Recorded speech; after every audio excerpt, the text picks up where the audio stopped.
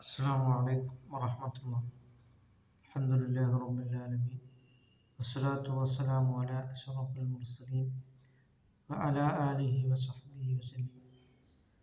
അക്രിം ജാറക വലൗ കാന കാഫിറ.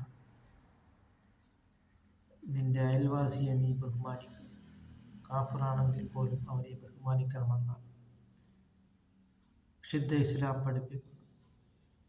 അയൽവാസി വിശന്നവനാണെന്ന് അറിഞ്ഞുകൊണ്ട് വയറു നിറയ്ക്കുന്നവൻ വലൈസ മിന്ന, അവൻ എന്നിൽപ്പെട്ടവനല്ല എന്നാണ് സയ്യിദുനാ മുഹമ്മദ് റസൂലുള്ളാഹി സ്വല്ലല്ലാഹു അലൈഹി വസല്ലം തങ്ങൾ പറഞ്ഞിട്ടുള്ളത്. അതുകൊണ്ട് നാം ഒരു മുസ്ലിമായിട്ട് നാം ജീവിക്കുവാൻ നാം ശ്രമിക്കുക. ആരാണ് മുസ്ലിം? മൻ സലിമൽ മുസ്ലിമൂന മിൻ ലിസാനിഹി വയദിഹി. മുസ്ലിമീങ്ങൾ രക്ഷപ്പെട്ടിരിക്കുന്നു അവൻ്റെ നാവിനാലും കൈയിനാലും.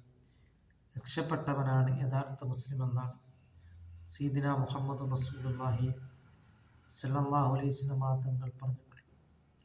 അതുകൊണ്ട് നാം നമ്മുടെ നാവിനാലും കൈയിനാലും നാം മറ്റുള്ളവർക്ക് ഉപദ്രവങ്ങൾ ഏൽപ്പിക്കുന്നതിനെ തൊട്ട് നാം വിട്ടുനിൽക്കുകയും അങ്ങനെ നാം അള്ളാഹുവിൻ്റെ പ്രീതിയിലായിട്ട് നാം ജീവിക്കുവാൻ നാം ശ്രമിക്കുക.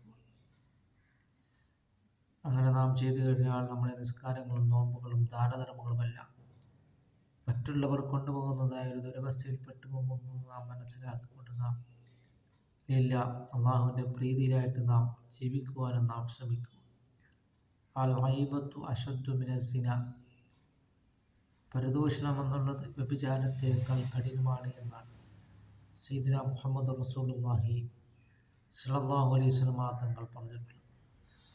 അല്ലാഹു തആല യഥാർത്ഥ ഒരു മുസ്ലിമായി ജീവിക്കുവാനുള്ള മഹാസൗഭാഗ്യം അല്ലാഹു തആല നമുക്ക് നൽകുകയും ചെയ്യുമാറാകട്ടെ.